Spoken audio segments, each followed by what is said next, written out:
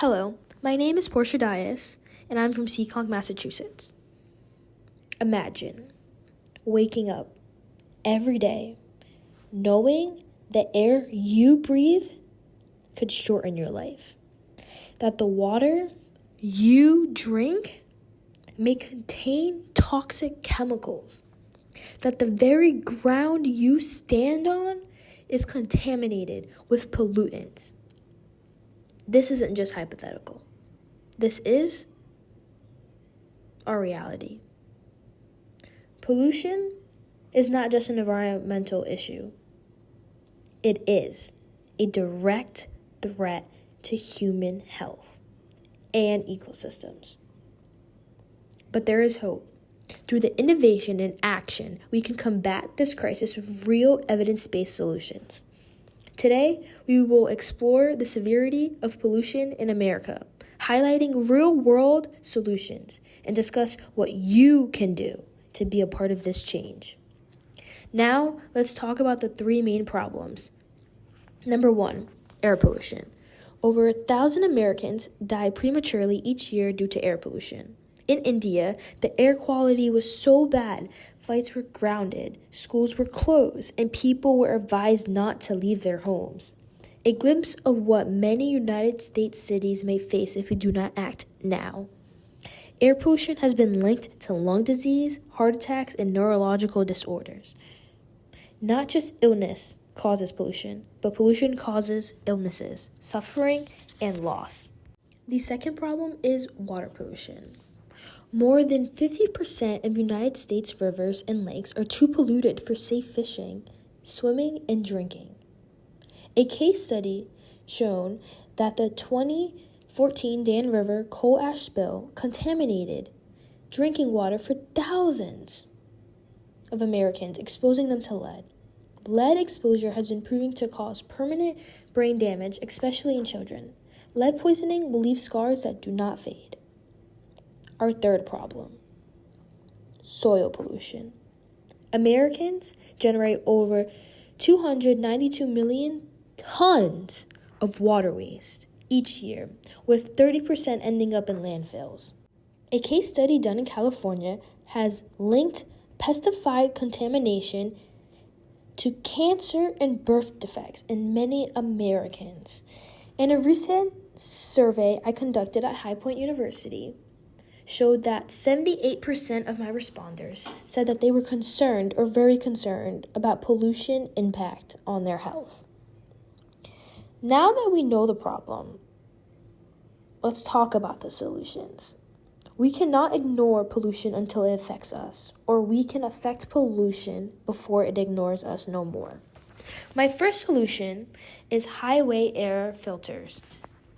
A single air tower can remove up to 30,000 cubic meters of polluted air per hour. How does this work, you ask? Electrostatic precipitations and nanofiber members will capture fine particles before they spread into the city and break down the substance into carbon particles that will be reversed into ink and industrial materials, turning pollution into profit. My second solution is AI-powered recycling vending machines. AI-powered recycling systems in Norway have increased recycling rates by 90%. How will this work in America, you ask? These are AI vending machines that have smart sensors identification that will separate the trash into what is able to get recycled and what's not able to get recycled. And then it will reward the users with discounts from companies depending on how much trash they recycled. Companies such as Stop & Shop, CVS, and Walmart will be a part of this. Imagine if recycling paid you, like literally.